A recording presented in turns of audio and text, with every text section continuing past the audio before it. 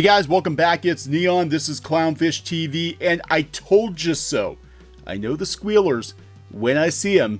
And John Boyega, he's a squealer. He's not happy. He is not happy about the direction Finn has been taken in this Disney Star Wars sequel trilogy. And he's starting to get as salty as Mark Hamill. And we're going to talk about that in this episode of CLOWNFISH TV. Please subscribe if you have not subscribed yet. Got over 80,000 subs, hoping for 100,000 soon. You guys have been awesome. We do talk about Star Wars. We do talk about other stuff. We talk about the animation industry, talk about comic books, talk about pop culture, whatever interests us that day. We've been talking a lot about the Rise of Skywalker because, of course, it is one of the biggest events that's being talked about right now. It's going to be a very polarizing movie, I think, based on some of the plot leaks. And it's going to be polarizing, too, because it wraps up this Disney Star Wars trilogy, and it follows The Last Jedi, which has been one of the most polarizing movies ever, I think, with a large fandom. It's been hugely polarizing. I don't even remember this much drama around The Phantom Menace, and I was there for that. So we will see where things go, but John Boyega not very happy. Mark Hamill, we know, is not very happy. In fact, I'm going to pull up something he said to Anthony Daniels that seems to indicate that he's still not happy, and he's nowhere to be found in the promotion of this movie, is he? They had him on tour last time with Rian Johnson.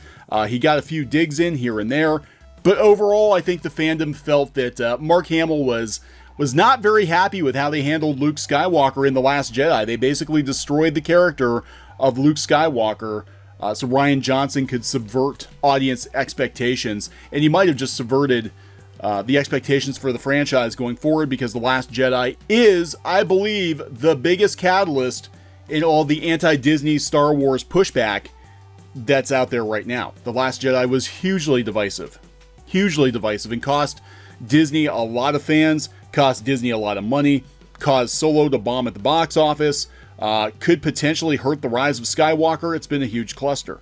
So, John Boyega, who we've talked about before, he's been speaking his mind. He's been speaking his mind lately, and I like this guy. I do. I mean, look, he's been pretty caustic with people on Twitter. We don't know what he's being told, but everything I've seen of John Boyega is he seems like a pretty down-to-earth guy. He seems like a pretty good guy. And, you know, Geeky and I have talked about this before, that we really feel that the sequel trilogy should have been Finn's story. It should have focused on Finn becoming a Jedi, training under Luke Skywalker. That seems to be what they were setting up with The Force Awakens. It seems to be what they were setting up with the trailer. The trailer, of course, shows Finn first, shows Finn with a lightsaber, and then they do a bait and switch, and they bring Rey into it, and then all of a sudden everything's about Rey, and Finn becomes a goofy sidekick. Really did a disservice to this character. They did a huge disservice to a character that could have had a lot of potential. I mean, just imagine a former stormtrooper training under Luke Skywalker. That would have been pretty cool. But now John Boyega is disappointed. He's voicing his disappointment. We get you, John. We hear you. And so is Mark Hamill. This is coming from Yahoo Entertainment. John Boyega didn't agree with the choices in Star Wars The Last Jedi. Did anybody? I mean, now that the truth is starting to come out, now that the Rise of Skywalker is going to be in and out of theaters, did anybody actually agree with any of the choices in this movie, except for Kathleen Kennedy, who supposedly said that her favorite scene that sums up everything she feels about Star Wars is the Broom Kid scene at the end of The Last Jedi, which is like a freaking Disney World commercial. Other than that, has anyone seemed to really agree with the direction of The Last Jedi other than, the media? No, I don't think so. There's no two ways about it. The treatment of John Boyega's Finn and The Last Jedi was an issue for a lot of people. Yeah, he got turned into a coward and a goofy sidekick. Sidelined to what was, at best, a wild goose chase at a casino before returning to the final battle sequence on the salt planet of Crate, the whole thing could have been cut from the movie and wouldn't have made any difference to the plot. Correct. Fans were very much split on it, and coupled with the demise of Luke Skywalker, added up to disappointment for many. Correct. Can we talk about that now? Because 2 years ago, Yahoo Entertainment would have been calling the fans man babies. They would have been trolling them, saying that, white men have a problem with these characters. They have a problem with fellow white male Luke Skywalker being sidelined and yada, yada, yada. But we have Finn, who actually had the beginnings of a great character arc sidelined, knocked on his ass at the end of The Force Awakens. He wakes up only to run away again and wind up, like they said, going on a wild goose chase. There's zero character development for Finn. None whatsoever. And now they're at the last movie. There's not going to be enough time. There's not going to be enough time for Finn to come into his own. He's just a goofy sidekick at this point. Boyega has admitted he too was among the disappointment. I bet he said some stuff on Twitter. John Boyega has been voicing some dissent, polite dissent, on Twitter lately, and I guarantee you, after The Rise of Skywalker is in and out of theaters, Boyega, with his personality type, right? I like this guy a lot, actually. I would totally hang out with this guy. With his personality type, he is gonna spill. He's gonna spill what he really thinks. And I think this is another reason why these three are all walking away from Star Wars for good, because I do not think this experience overall was good for them. And frankly, they want to move on. They want to move on to other stuff. The Force Awakens, I think, was the beginning of something quite solid.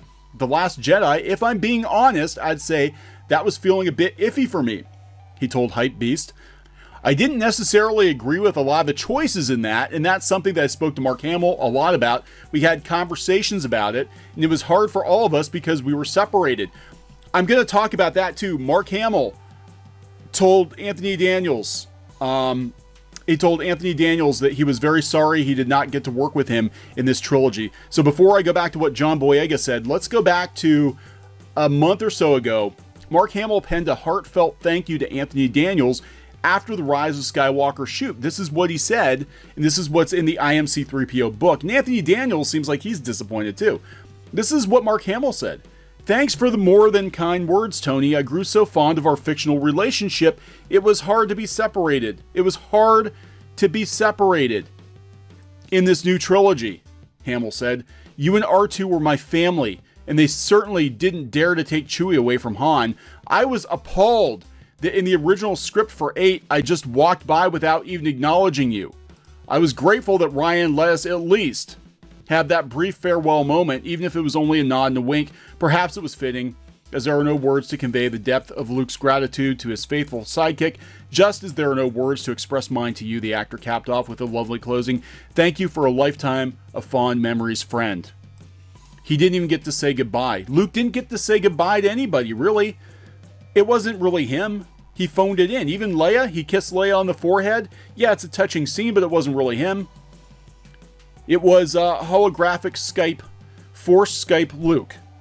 It wasn't really him. He spent no time with 3PO, no time really with R2. R2 was there basically just to be a film projector. And look, R2 was his faithful sidekick throughout the entire original trilogy. And 3PO was there for much of it. And he was upset. Understandably, the fans were upset. Mark Hamill gets it. Mark Hamill is seemingly nowhere to be found for the promotion of The Rise of Skywalker, because the rumors are that Mark Hamill had a much bigger role via flashbacks, via Force visions, whatever, and they cut a lot of Mark Hamill's scenes. That's what the rumor has been, and I have a feeling that's probably true, because they already killed him off. I think he's going to get a cameo as a Force ghost. I think that's all we're going to see, and Luke Skywalker's story is over. Luke's story is over, and he almost didn't even get to say goodbye to 3PO. He was going to walk by 3PO, because Rian Johnson fundamentally does not understand these characters. He does not understand that they're family.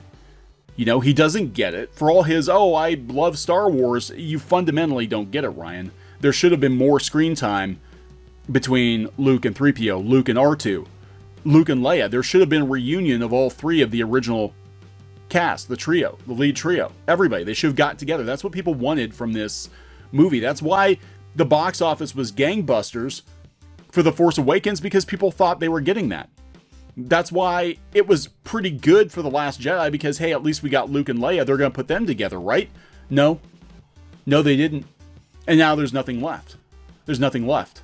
So, yeah, Mark Hamill, understandably disappointed. I think we're going to hear once his non-disparagement NDA clause, whatever he has with Disney and Lucasfilm, runs out, he's going to spill. Him and John Boyega are going to be doing the convention circuit together, and they're going to dish. They're going to dish on the missed opportunity that was the Disney Star Wars sequel trilogy. So Boyega goes on to say, Yeah, and he was upset too that the trio they established in the first film, they weren't together either, and he didn't get any screen time with Mark Hamill. You know, I think Finn probably would have loved to have met Luke Skywalker. That didn't happen. So Boyega goes on, I guess the original Star Wars films, there was much more of a trio feel where it was essentially about Luke's journey, but Han and Leia. There was a strong dynamic there, which I don't know how quickly we're going to be able to establish that long-term dynamic with the Rise of Skywalker, but if it's exploring the dynamic, then that would be cool. They're not going to be able to. You can't. You needed those two movies to put those characters together. The original Star Wars, A New Hope, established them as a trio. It was kind of hard to see them broke up, I think, for a lot of people in The Empire Strikes Back, but they all got together at the end, and they all got together, well, except for Han, he's a frozen brick, but they got together again in Jedi, and it worked. And they didn't cement that trio like they should have. In The Force Awakens, they really didn't cement it too much, but at least we had Rey and Finn together, and then we brought in random new characters to establish them in the second movie, and we broke everybody up. It didn't make any sense. Third movie, they're not going to be able to do it. You're not going to have that history. So it's too late.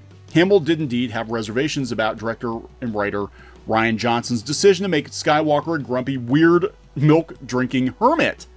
I said to Rian, you got it wrong. Jedis don't give up. He told YouTube channel Jar Jar Abrams back in 2017 as the movie was being released.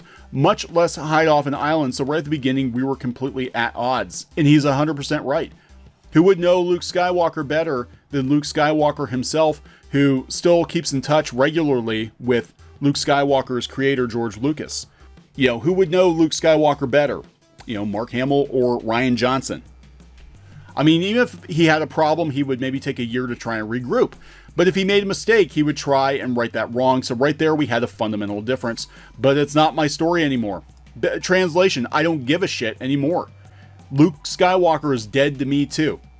It's somebody else's story, and Rian needed me to be certain. He needed me to be a certain way to make the ending effective.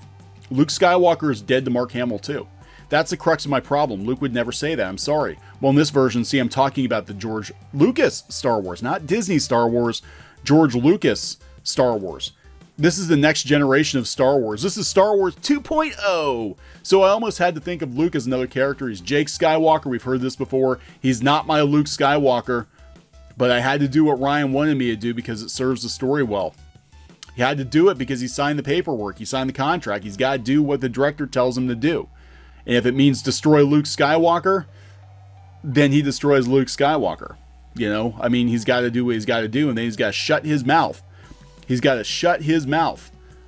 So, you know, Disney can go make money off this movie. Despite being killed off in The Last Jedi, Hamill is back for The Rise of Skywalker.